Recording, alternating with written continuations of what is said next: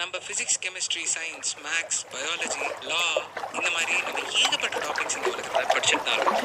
ஆனால் அந்த டாபிக்ஸ்க்கு நிறைய ரூல்ஸ் அண்ட் ரெகுலேஷன்ஸ் எல்லாம் இருக்குது. ஆனால் ஒருவேளை நம்ம வாழ்க்கையில் நம்ம இந்த ரூல்ஸ் அண்ட் ரெகுலேஷன்ஸை வச்சு தான் நம்ம காசு அப்படின்ற ஒரு விஷயத்த ட்ரீட் பண்ணுறோமா? ஆப்வியஸாக அதான் உண்மை. ஏன்னா எப்போவுமே நம்ம வாழ்க்கையில் காசை பற்றி யோசிக்கும் போது இது எப்படி பண்ணணும், இவ்வளோ சேர்த்து வைக்கணும், இது இதுக்காக பண்ணணும், இது இங்கே போடணும், இது இப்படி போடக்கூடாது அப்படின்னு 1000 விஷயம் நம்ம அதை பற்றி யோசிக்கிறோம். ஆனால் ஒரு காசு அப்படின்ற விஷயம் எந்த அளவுக்கு கணக்கு ரீதியான விஷயமோ அதே அளவுக்கு இல்லை அதுக்கும் மேலே ஒரு மனசு ரீதியான விஷயம்.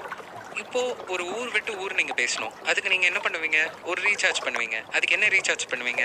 ஒரு எஸ்டிடி ரீசார்ஜ் பண்ணுறீங்க. அந்த எஸ்டிடி ரீசார்ஜ் எவ்வளோ ரூபா ஆனாலும் நம்ம பண்ணுவோம். ஏன்னா நம்ம பையன்கிட்ட பேசணும்.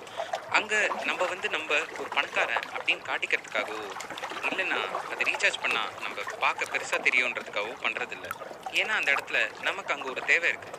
ஆனால் அதே நேரத்தில் நம்ம ஒரு நகை வாங்கி போடும்போது ஒரு 4 பேர் நம்மளை கண்டிப்பாக திருப்பி பார்க்கணும் அப்படின்னு நம்ம நினைக்கிறதுக்கான வாய்ப்பு அதிகமாகவே இருக்குது. அதே மாதிரி தான் ஒவ்வொரு சின்ன விஷயமும் நம்ம செலவு பண்ணுறது நம்மளோட பழக்க வழக்கங்கள்